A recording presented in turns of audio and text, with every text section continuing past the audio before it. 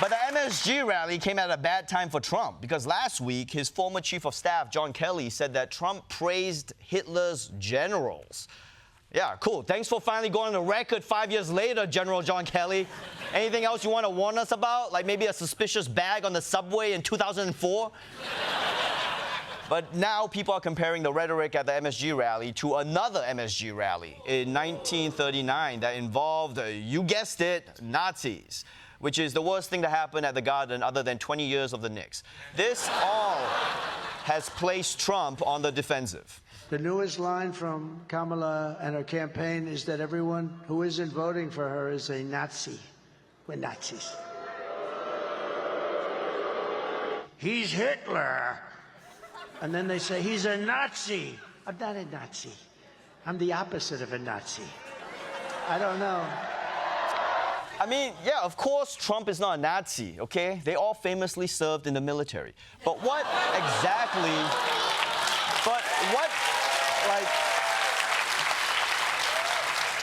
What exactly is the opposite of a Nazi? I mean, is it the guy who started J-Date because you're trying to make more Jews? Or is it like a guy who has like the reverse mustache, like that, everything else but not that part? But still, I mean, the question remains, is Donald Trump a Nazi?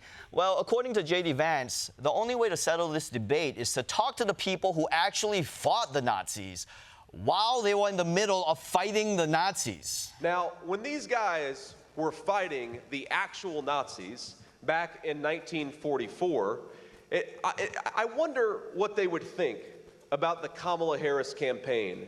I'd like Kamala Harris to go back in time and hop on that boat and say that she wants taxpayer-funded sex reassignment surgeries for illegal aliens.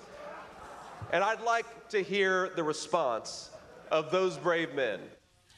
Yeah, I feel like they might have other things they want to talk about first, like, I don't know, what, you're from the future? Hey, can you tell me the enemy's exact position and if any of these bullets are gonna hit me right now? Also, Bitcoin, is that a thing or not? And by the way, this is an interesting debate because Kamala has actually never called Trump Hitler. J.D. Vance did, though, and if he's... And I mean, if J.D. Vance has got a time machine, maybe he should go back in time and tell himself to shut the up.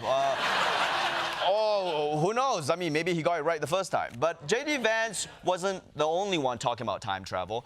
RFK Jr., the legend, also chimed in with the weirdest reason for not comparing Trump to Hitler.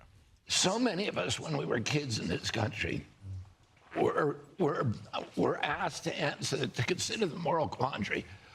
Would you, if you could go back in time, would you kill baby Hitler before he could do all the damage? And most of us answered, yeah, we would do that.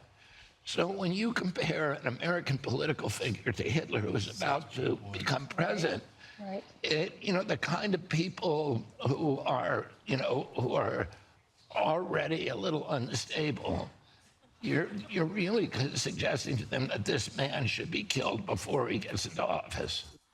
Man, you thought my accent was bad. But wait. And what are you saying? What, you shouldn't call Trump Hitler because someone will go back in time and kill baby Trump? I mean, I don't know. Even by RFK Jr. standards, that makes no sense. I mean, it sounds like his brainworm got a brainworm.